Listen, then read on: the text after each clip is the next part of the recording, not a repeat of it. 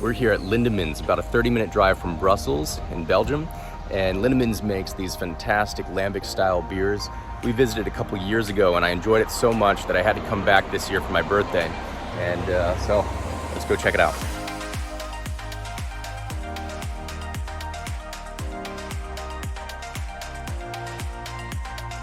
Lindemans started in 1822, making this the 200-year anniversary.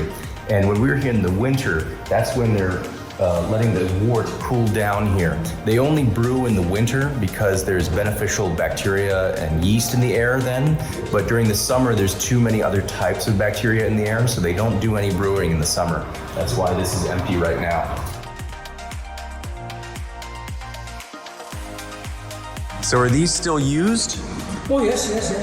I think they were in use when we were here, weren't they? We have to wear, I have a picture that I had to do something on my hair. Yes, because we were brewing. Yeah, they were brewing. It's only because we are not brewing now that's you don't have. Grains and everything up there. And why is it up there? Because we have to filter like gravity. Because if you don't do that, if you put pressure on it, then you press all the grains together and the flow, you have no flow anymore. So we mix gently in it and we leave it like that. It flows like that. The filtration is actually going through some medium or just rapid against the solid? Yeah, there is no medium in there. You can have a look. It's not a big movement. It's not a mixing. It's only moving like that. Okay, slowly. So you have to brew the entire year's production in 6 months? Yes. That's the reason why we have so many stock. Normally, in summer we will avoid to make Oude Gueuze. We'll make sure we have enough stock to sell over summertime because we will not empty wood barrels in summer because we need to be able to put beer in again. Because if we don't, it will dry out and you have leaks. So you can never leave an old barrel dry. Like we have a protected name, Lambic is protected. We are not, of course. We are the only ones who can make Lambic. People around here will tell you we will not be able to make beer the way we do, which is not true, of course. Spontaneous fermentation, you can do that. There are microorganisms in the air everywhere, so you can do that. You do not have enough Brettanomyces lambicus and Brettanomyces bruxellensis in the air to make Lambic beer. So that is only possible here. One of the things also to call your beer Lambic is that you use malted barley, of course, but the maximum of barley that you can use is 70%. You have to use 30% of wheat for making Lambic beer. If you don't, you cannot call your beer Lambic in Europe. The hop is over years, so dried for 2 years. It's also completely different from others. The reason for that is for the bitterness of the beer. We cannot have bitterness in our beer. We cannot have that. We have a sour beer, and a sour beer with bitterness does not go together. That's why we dry it before we use it. Actually, we want to lose most of the flavor and the taste. Really? The only thing we want is that we can conserve our beer longer. Oh, so you're using it as a preservative? Yes. Oh wow, I've never heard. A more. It's good. It's like a tea. I say. Originally, hops has been I put say. for that. They were using before a mixture of herbs and to keep it long. If you make beer and you don't put hops in it, after a couple of weeks it will be bad. Wow, I didn't know that. Yeah. I always thought it was for flavor. No. So it's for preservation. It's for preservation. It's very good. It's more though like tea than the hop that I'm used to. Normally you taste pine, juniper, and all these flavors, but that's gone, and the bitterness is gone too. We are producing Lambic only. Every day, day in, day out, one beer, Lambic beer. Now, what did we have 200 years ago? We only had Lambic to drink. Lambic is a flat beer. There is no carbon dioxide in it. There is no foam on it. It's flat beer. That is what people were drinking, like that. You can still have it when you have to go to a pub here. You go to a pub. The only other beer that existed 200 years ago was Faro. Faro is Lambic beer with candy sugar. These were the only two beers that existed. the Lambic itself and the founder with the show. Now, 200 years ago, we had competition from the Germans and the Czechs, beer countries, as we. And they came here with beer with foam on it and with carbon dioxide on it. So they had to do something about that. So they went to the Champagne area, which is 300 kilometers away, and they had a look how they were making from flat white wine. They were looking how are they making sparkling wine. And what are they doing? They are blending different wines, older and younger wines, and fermenting in the bottle. So that is exactly what they did. And they made Gueuze, Oude Gueuze. We still have to call it Oude Gueuze because we make it the old way. Exactly the same way we are making it for hundreds of years. Well, the Lambic. So is this bottle fermented then? Yes. It's, oh wow. So it's actually naturally produced carbon dioxide. Yes. We have 20 oak barrels here from 10, 11,000 liters. And all the Lambic we put in there will be some of it, not a lot. There will be some sediment, not a lot. If you go back 20 years ago, there was half a centimeter of sediment.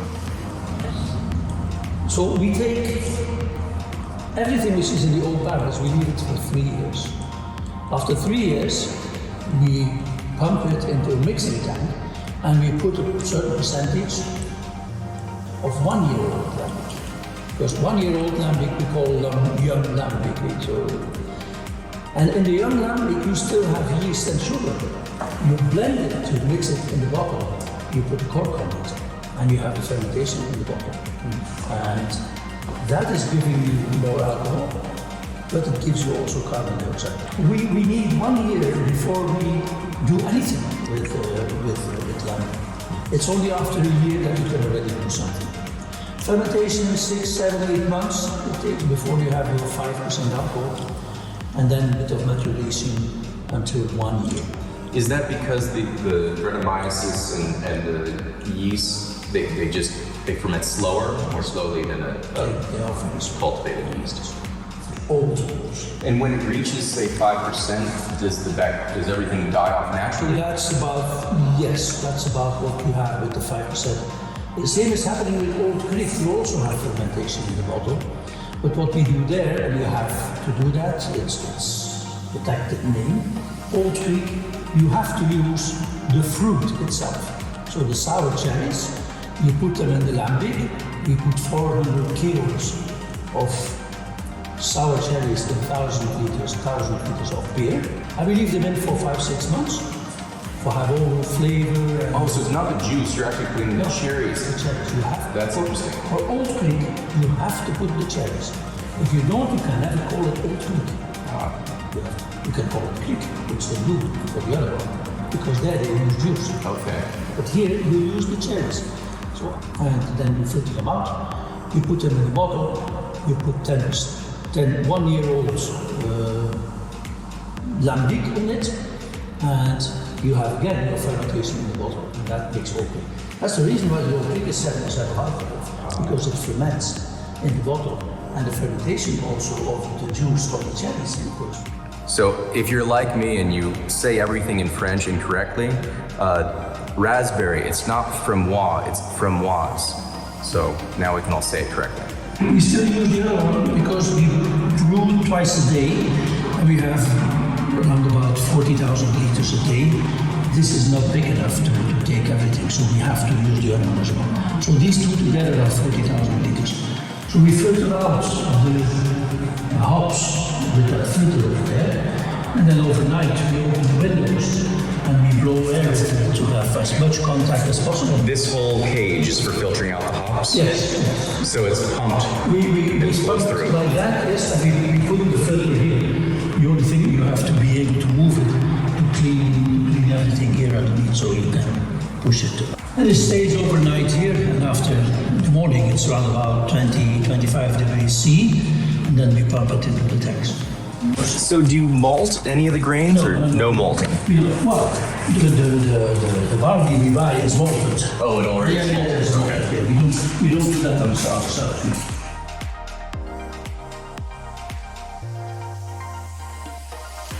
So you see the oak barrels? It's American oak or French oak? It will almost certainly be French oak because the American oak is almost never used here for making barrels because the American oak grows too quickly and it's not dense enough. So the French oak from Central Massif, which is a mountain, well, it's not really mountains, it's high hills. But you can also very well make oak barrels from Scandinavian oak because it's cold over there, so the trees are growing a lot slower. And you need that to have. You never hear about Scandinavian barrels, or at least I never have. I can't imagine the cost. I mean, a French oak like this, a normal 50-gallon French oak barrel that you use for winemaking is almost $2,000. So you can imagine what this would be. This 10,000 liter barrel like that would cost around about 30,000 euros. Wow. It's a big investment. But they can use these for how many years? Oh, many, many years. I don't know how old they're. These are very young. These are new ones. They bought in 2017. The other ones I do not know. They are older than that. But I know brewers, they have barrels like that of 120 years old. So you can use them forever. And even before that, they have been used in winemaking. So this is a bit a summary of what I have been telling on how you make those. Brewers and botanicals and Oude Kriek, faro and fruits.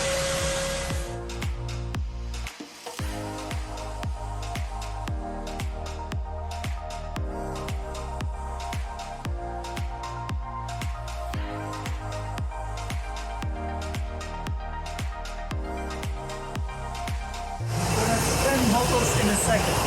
10 bottles a second. The crates are following the line. All the bottles, the empty bottles have been taken out.